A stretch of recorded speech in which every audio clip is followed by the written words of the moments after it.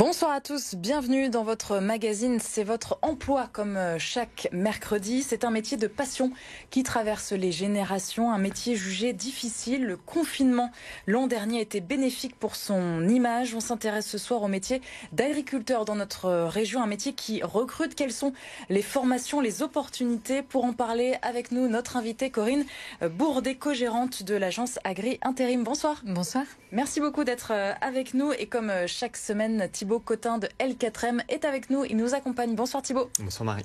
Et on commence comme à chaque fois avec les principaux chiffres justement de l'agriculture dans notre région.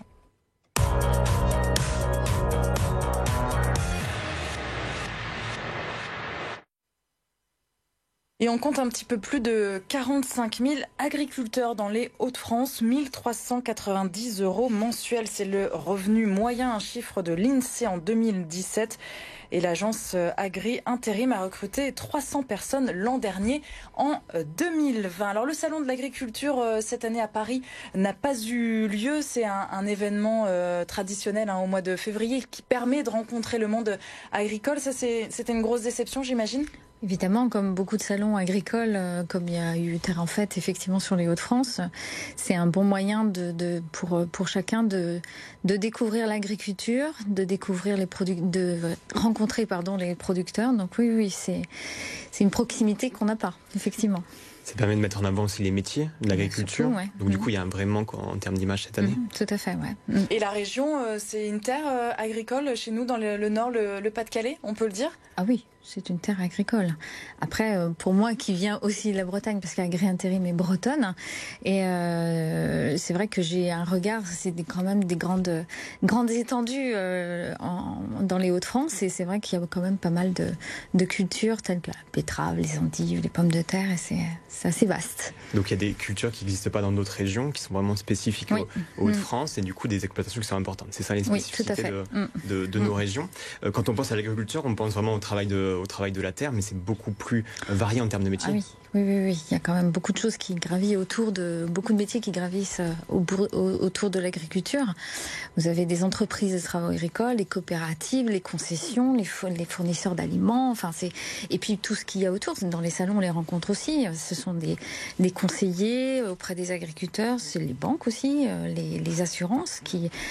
Tout ce petit monde-là, les prestataires, font aussi appel à nous, voilà. Donc c'est un monde un petit peu à part, et donc du coup, il y a beaucoup de métiers qui gravitent autour de ce monde-là. Complètement. Ouais. Et du coup, vous, au sein de Agri Intérim, quels sont les postes que vous recrutez actuellement ? Alors actuellement, puisqu'on prépare aussi la saison, on est dans la période où le printemps arrive, on va avoir besoin de chauffeurs agricoles pour préparer le sol, pour préparer les cultures. On a, et ça c'est très concret, on est à préparer aussi tout ce qui est démarrage de plants de betteraves. Donc on a besoin d'au moins 160 manutentionnaires sur les Hauts-de-France. Voilà. Et donc ça, c'est des postes qui sont liés à la période actuelle, parce qu'on est vraiment sur des métiers qui sont très saisonniers. Là on prépare, oui, tout à fait. Parce que le plus gros, c'est cet été, et pour les betteraves, plus à l'automne ? Le plus gros, ça va être aussi cet été. Voilà, mais là, on commence vraiment notre saison là. C'est vraiment, et ça va s'accroître au fur et à mesure. Et l'automne, effectivement, là aussi, c'est important. Et ce sont des contrats en intérim au sein de Agri Intérim, ou est-ce que vous placez également en CDI ? C'est très varié. Alors, nous sommes des agences d'emploi. Donc, agence d'emploi, ça veut dire qu'on fait de l'intérim, du CDD et du CDI. Donc tout le monde peut s'y retrouver. On a un panel quand même assez important. Et dans les demandes, de la petite exploitation à la grosse entreprise, on peut avoir des demandes aussi bien en longue durée comme un temps très très court pour soit un remplacement ou c'est assez varié. Avec une agence donc située dans l'Arajois, une seule agence pour l'instant. Pour l'instant, c'est vrai, vous avez vocation à grandir chez nous. Voilà, tout à fait. Oui. Bon, on commence. Ce sont des métiers qui sont spécifiques, on l'a dit. En termes de vous, quand vous recrutez, les qualités humaines que vous recherchez, c'est un candidat qui veut travailler dans le milieu de l'agriculture. Il y a des qualités spécifiques ? Alors pour être intérim, je pense que c'est propre à n'importe quelle entreprise. Il y a de l'engagement déjà. Il y a aussi, faut savoir s'adapter, être polyvalent. C'est vrai que dans le métier de l'intérim, forcément quand on passe d'une mission à l'autre, il faut aussi être très à l'écoute aussi des différentes exigences des entreprises. Il faut être polyvalent. Voilà, c'est assez. Je pense que c'est sûr. Et travailleur, courageux. Et les personnes qui n'ont pas forcément encore les compétences, est-ce que vous les accompagnez, qui ont ces qualités-là, mais qui n'ont pas forcément les compétences, vous les accompagnez vers de la formation? Oui, bien sûr. Ouais. Aujourd'hui, les entreprises, elles cherchent beaucoup une qualité humaine, avant tout.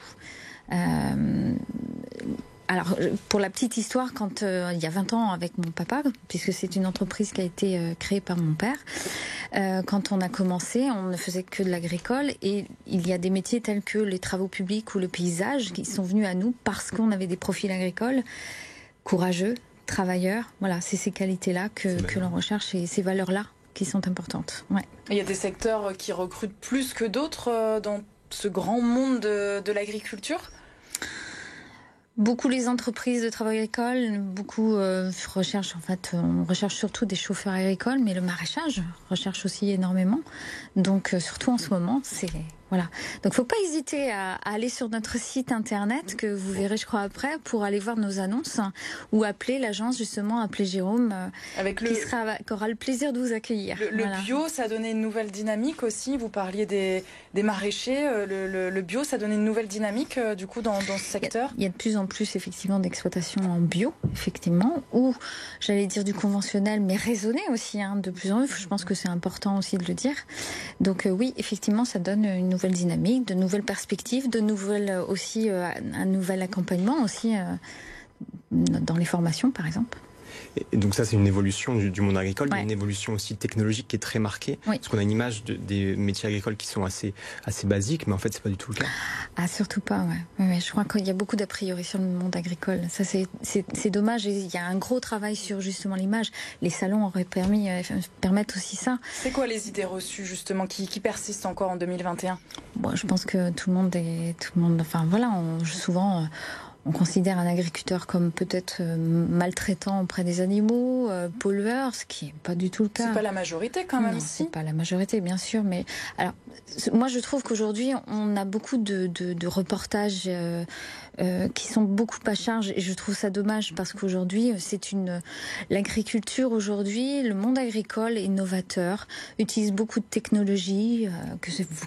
Allez voir les salons, par exemple les salons des entreprises de travaux agricoles, où aujourd'hui on voit des machines incroyables et des engins agricoles, mais c'est phénoménal, avec une technologie, des GPS, on utilise les drones, mais ça on n'en parle pas, et je trouve ça dommage. Je trouve ça dommage parce que ça pourrait attirer justement plus de jeunes. Il y a un manque de vocation justement chez nos enfants. Aujourd'hui, ils ne sont pas assez informés selon vous sur ces métiers-là ? Non, je trouve qu'on pourrait faire plus. Aujourd'hui, on demande à des jeunes de 3e par exemple de s'orienter, de faire des stages découvertes. Ce que je trouve dommage, parce que nous on a été confrontés au problème, ce que je trouve dommage, c'est qu'on n'ouvre pas les portes aux professionnels justement du monde agricole ou du monde du paysage, parce que c'est vaste quand même. On n'ouvre pas les portes des collèges pour présenter aussi ces métiers-là. Comment voulez-vous, à un moment donné, un jeune de 3e, forcément, il va s'orienter sur le monde qu'il connaît autour de lui, pas forcément vers des métiers qui pourraient pourtant l'attirer. Donc, sur des vrais métiers de passion. Sur les vrais métiers. Ce sont des métiers de passionnés et de passion, ouais. Est-ce qu'il y a des reconversions ? Est-ce que vous l'observez ? Est-ce que vous accompagnez les personnes qui ne sont pas forcément du milieu agricole et qui s'engagent dans ce milieu agricole ? Oui. On intervient beaucoup, nous, auprès des centres de formation, entre autres des centres de formation adultes, où aujourd'hui on rencontre beaucoup de gens qui se reconvertissent, qui ont fait un métier, je pense à des responsables qualité en agroalimentaire, et qui du jour au lendemain ont voulu se reconvertir parce que c'était une passion refoulée, et ils ont voulu s'installer à leur compte. On parle de reconversion aussi pour des anciens agriculteurs, je pense que c'est important aussi de le dire. Ils ont possibilité aussi de faire de l'intérim. On a quand même des agriculteurs qui arrêtent leur exploitation. mais qui ont toujours de grande qualité et qui sont prêts à travailler. Et on peut très bien aussi leur trouver des missions. Aussi. Qui mettent leurs compétences. Et qui mettent leurs compétences au service des entreprises. Voilà. On le disait en introduction, à peine 1 400 € le salaire moyen. Est-ce que ça, c'est un frein aussi dans l'inconscient de chacun, le fait que l'agriculteur gagne peu? Ouais. Après, peut y avoir aussi en tant que salarié. Faut pas oublier que l'agriculture, c'est, alors, certes des exploitants, mais c'est aussi des salariés agricoles. Et un salarié agricole, il peut aussi bien gagner sa vie. Ça dépend dans quelle exploitation, effectivement. On peut pas faire une généralité, mais il y a des métiers qui, comme porcher, par exemple, qui sont des métiers en pénurie et qui sont bien payés, malgré tout. Je pense qu'à un moment donné, il faut aussi que l'info passe et que les gens viennent nous voir et se renseignent, ne serait-ce que ça. Parce que franchement, je pense qu'il y a plein de choses, il y a encore plein de choses à faire en agriculture. Justement, qu'est-ce que vous diriez, vous, à des jeunes ou des moins jeunes, du coup, qui sont attirés par le secteur, mais qui ne souhaitent pas forcément s'orienter? Qu'est-ce que vous diriez pour les convaincre, en fait?